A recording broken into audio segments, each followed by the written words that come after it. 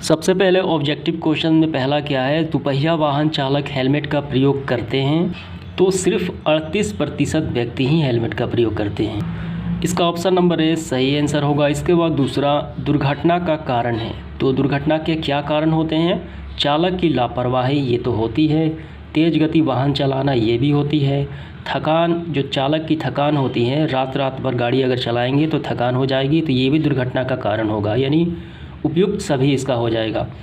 तीसरा क्या है, गोल्डन आवर दुर्घटना का समय माना जाता है। तो गोल्डन आवर कौन सा समय माना जाता है?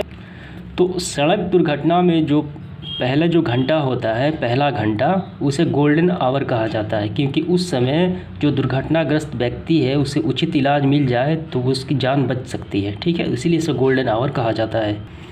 ऑप्शन नंबर सी सही। इसके बाद चौथा क्या है, दुर्घटना के पश्चात मददगार है। दुर्घटना के बाद क्या मददगार है? चिकित्सा भी ज़रूरी है, पुलिस का होना भी ज़रूरी है, एम्बुलेंस का होना भी ज़रूरी है। तो दुर्घटना के पश्चात उपयुक्त सभी हो जाएगा। इसके बाद गाड़ी चलाते समय नहीं करना चाहिए। क्या नहीं करना चाहिए? सीट बेल्ट लगाना चाहिए, इंडिकेटर का प्रयोग करना चाहिए, हेलमेट का प्रयोग करना चाहिए, नशा पान यानी किसी भी तरीके से नशा नहीं करना चाहिए, अन्यथा दुर्घटना हो सकती है। 20 का सही। 6 नंबर क्या है, पैदल चलते वक्त समय क्या करना चाहिए? तो पैदल चलते समय क्या करना चाहिए? दौड़कर सड़क पार करना चाहिए। ये सही है? ये बिल्कुल गलत है। फुटपाथ का प्रयोग करना चाहिए। आइए और देख लेते हैं। अंधा मोड़ से सड़क पार करना चाहिए, ये गलत है। ठीक है, देखकर सड़क पार करना चाहिए, ईयरफोन लगाकर नहीं करना चाहिए, दौड़कर भी नहीं करना चाहिए, फुटपाथ का प्रयोग करना चाहिए। ठीक है, ऑब्जेक्टिव समाप्त हुए। अब इसके बाद लघु उत्तरीय प्रश्न क्या है? पहला, सड़क पार करते समय किन किन बातों का ध्यान रखना चाहिए वो हमें बताना है। तो इस प्रकार इसका आंसर होगा, सड़क पार करते समय निम्नलिखित बातों का ध्यान रखना चाहिए। पहला है, सड़क पार करते समय zebra crossing, foot bridge, Subway और अंडरपास का इस्तेमाल करना चाहिए। तो समझते हैं, जेब्रा क्रॉसिंग जो है सड़क पर एक विशेष स्थान पे जो पैदल चलने वाले होते हैं पार करने के लिए एक चिन्हित किया जाता है, उसे जेब्रा क्रॉसिंग कहा जाता है। फुट ब्रिज यानी पैदल चलने के लिए एक अलग रास्ता होता है। सबवे और अंडरपास ये सारे पैदल के लिए बनाए जाते हैं। ठीक है, तो इनका इस्तेमाल करना चाहिए पार करते वक्त। और इसके बाद दूसरा, पहले दाएं और फिर बाएं देखकर सड़क पार करना चाहिए, सही बात है। तीसरा है, सड़क चौराहे पर, ठीक है, सड़क के चौराहे पर लाल बत्ती का पूरा ध्यान रखना चाहिए। जो ट्रैफिक सिग्नल है उनका ध्यान तो रखना ही चाहिए, ये बिल्कुल सही बात है। तथा वाहन से उचित दूरी बनाए रखनी चाहिए। तो इसीलिए सड़क पार करते समय हमेशा आपको ध्यान रखना चाहिए, बार बार कहा जाता है। तो ये सभी आपको लिखना है। इसके बाद देखिए अगला प्रश्न क्या है हमारा। अगला प्रश्न देखिए, ये है, जिला स्तर पर परिवहन सुरक्षा समिति में कौन कौन से सदस्य शामिल होते हैं? अगला प्रश्न हमारा क्या देखते हैं, जिला स्तर पर परिवहन सुरक्षा समिति में कौन कौन से सदस्य शामिल होते हैं? तो किसी भी जिले स्तर पे जो परिवहन सुरक्षा जो होती है उस समिति में कौन कौन से व्यक्ति, सदस्य, अधिकारी शामिल होते हैं, उनका नाम हमें बताना है। तो हमें इसका आंसर यहाँ से करना है। प्रत्येक जिले में सड़क सुरक्षा समिति का गठन किया गया है, जिसमें जिलाधिकारी के नेतृत्व में यानी उनके अंडर में पुलिस अधीक्षक, परिवहन पदाधिकारी, स्वास्थ्य अधिकारी, सड़क निर्माण विभाग के इंजीनियर, भारतीय राष्ट्रीय उच्च पथ प्राधिकार, ठीक है, के प्रतिनिधि के अलावा सिविल सोसाइटी के सदस्य होते हैं। ये सारे अधिकारी होते हैं। अगला जो प्रश्न है हमारा, दुर्घटना के तुरंत बाद क्या क्या कदम उठाना जाना चाहिए? यानी किसी व्यक्ति की दुर्घटना अगर हो जाए, ठीक है, सड़क पर, तो क्या क्या कदम उठाना चाहिए ये बताना है। सड़क दुर्घटना के तुरंत बाद निम्नलिखित कदम उठाना जाना चाहिए। पहला है, दुर्घटना का पहला घंटा गोल्डन आवर कहते हैं। सबसे पहले घायल व्यक्ति को अस्पताल पहुंचाना चाहिए तथा आपातकालीन सेवाओं, एम्बुलेंस और स्थानीय जो अस्पताल है उसकी सहायता लेनी चाहिए।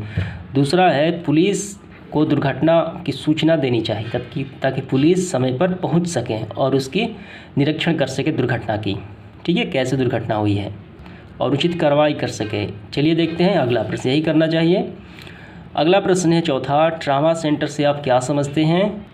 तो हमें इसका आंसर यहाँ से लिखना है।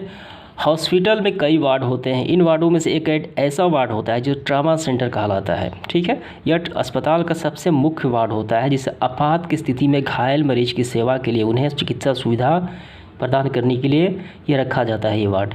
इसमें विशेष प्रकार के डॉक्टर होते हैं जो सर्जन से लैस होते हैं, यानी सर्जन वो कार्य करते हैं। किसी आपात स्थिति में घायल मरीज के लिए ट्रामा सेंटर बनाया गया है। तो ये आपको समझ में आ गया ट्रामा सेंटर क्या होता है। ये अस्पताल में एक ऐसा वार्ड होता है जो आपातकाल के लिए होता है, जिसमें जो घायल व्यक्ति होता है, ठीक, उसके उपचार के लिए एक सर्जन डॉक्टर द्वारा ये संचालित किया जाता है। ठीक है, ये ट्रामा सेंटर कहा जाता है। तो यही इसका आंसर हो जाएगा।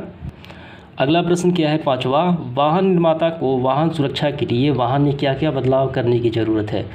जो वाहन निर्माता यानी वाहन बनाने वाली कंपनियां हैं, वाहन में कैसी सुविधाएं देनी चाहिए, किस तरीके से उपकरण लगाना चाहिए कि सड़क पर जो दुर्घटनाएं होती है वो काफ़ी कम हो सकें, ठीक, उससे बचा जा सके, ये हमें बताना है।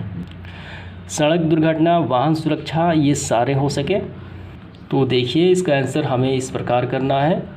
वाहन निर्माताओं को वाहन में सड़क सुरक्षा को ध्यान में रखकर आवश्यक बदलाव करने चाहिए। जैसे कार में सेफ्टी बैलून, जिसे एयरबैग कहा जाता है, टक्कर के तुरंत सेकंड से भी कम समय में वो खुल जाता है, जिससे चालक की जान बच जाती है। ठीक है, टक्कर को झेलने हेतु अब मजबूत बॉडी का डिजाइन करनी चाहिए। आवश्यक चिकित्सक उपकरण से लैस होना, जैसे कि ऑक्सीजन गैस सिलेंडर उसमें होना चाहिए। फर्स्ट एड बॉक्स, यानी कटने टूटने फूटने पर अगर तो पहला उपचार है मलहम पट्टी, वो व्यवस्था होनी चाहिए आदि। तथा GPS सुविधाएं होनी चाहिए, कहाँ पर है, ठीक है, कहाँ पर दुर्घटना हुई है, ताकि संचार द्वारा हम उससे पहुँच सकें। दुर्घटना बीमा जो होनी चाहिए वाहन की और व्यक्ति की। आपातकालीन सेवाएं सुविधा होनी चाहिए। ठीक है, तो ये सारे वाहन निर्माताओं कंपनियों को ध्यान रखना चाहिए। आइए इसके बाद देखते हैं लॉन्ग क्वेश्चन आंसर। पहला है, बिहार में सड़क दुर्घटनाओं के विभिन्न कारणों की चर्चा विस्तार से कीजिए। ध्यान रखना है ये सिर्फ बिहार के बारे में ही बताना है। तो इसका आंसर हमें इस प्रकार लिखना है, बिहार में सड़क दुर्घटनाएं जो होती हैं निम्न कारणों से होती है। पहला है उल्टी लेन में सड़क पार करना, अर्थात गलत साइड में चलना। तो बिहार में क्या है, उल्टी लेन में सड़क पार करने की लोगों की आदत है, गलत साइड में चलने की लोगों की आदत है, क्योंकि अशिक्षा है, यातायात नियम वो नहीं जानते हैं। दूसरा है, बिहार में यातायात नियम पालन करने की जागरूकता की कमी है, लोगों को नहीं मालूम है यातायात के नियम क्या होते हैं और जहाँ तहाँ सड़क पर चलने लगते हैं, इसलिए दुर्घटनाएं हो जाती हैं। और तीसरा है, अच्छी सड़कों का ना होना। बिहार गरीब प्रदेश है, वहाँ पे अच्छी टूटी फूटी सड़कें हैं अभी, क्योंकि वहाँ पे बाढ़ आती है, हर एक वर्ष बाढ़ से सड़कें टूट फूट जाती है। ठीक है, तो अच्छी सड़क न होने से भी दुर्घटनाएं होती हैं। और यातायात नियम का पालन में प्रशासन की लापरवाही, प्रशासन भी यातायात नियम पालन ना करवाने में असफल होता है। इसके बाद देखिए चौथा क्या है, अज्ञानता, अर्थात सड़क यातायात नियमों का पालन ना करना। ट्रिपल बाइक सवारी, ट्रिपल लोडिंग करना बिना हेलमेट, बिहार में बाइक राइडिंग करना आम बात है, सड़क हादसों के कारण बनाते हैं। ठीक है, तो यही इसका आंसर हो जाएगा।